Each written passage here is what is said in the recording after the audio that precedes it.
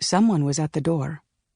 I was vacuuming, with Nirvana on the stereo at full volume, and the polite doorbell chirps had failed to break through, rousing me only when they lost their patience and became long and aggressive. It was mid-November, early on a Saturday afternoon. I'd managed to get a few things done in the morning and was now busy cleaning.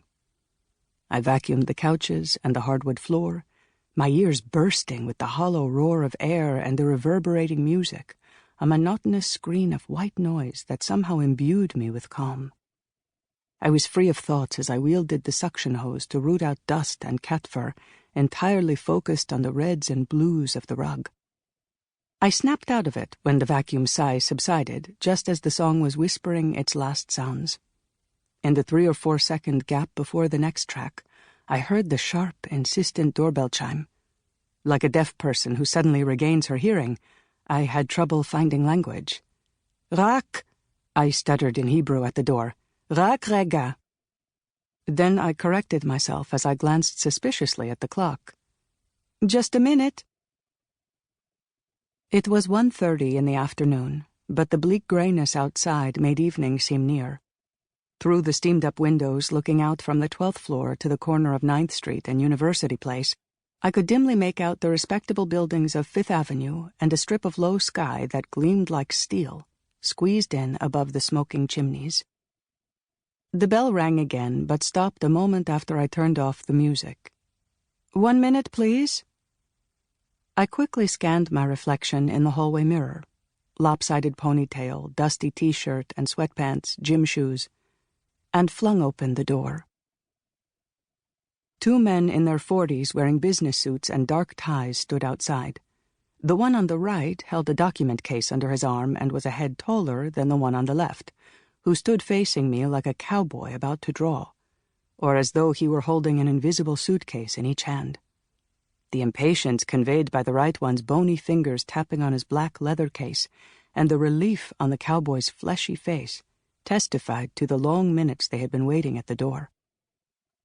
"Hello," I said, so surprised I was almost voiceless. "Hello, ma'am. We're very sorry to disturb you. My name is Agent Rogers, and this is my colleague, Agent Nelson. We're from the Federal Bureau of Investigation. May we come in for a few moments to ask you some questions?"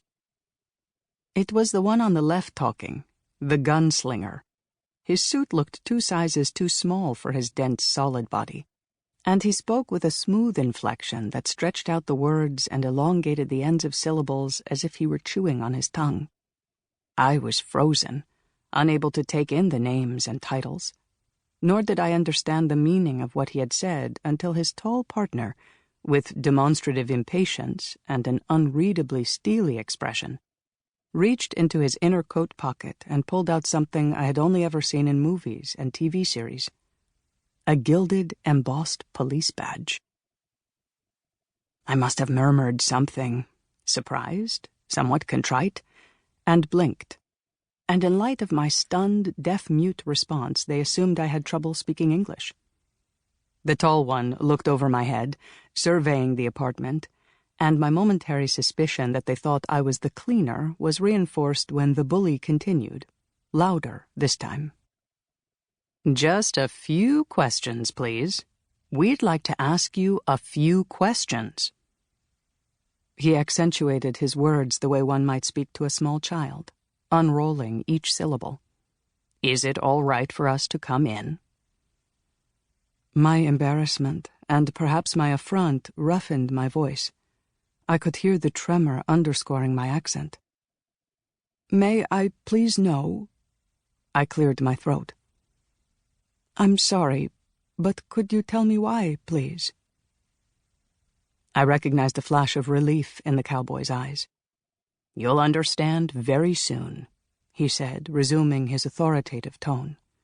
"It won't take more than a few minutes, ma'am." In the kitchen, I poured myself a glass of tepid water and gulped it down without stopping for air. There was no reason for me to be nervous. My visa was valid.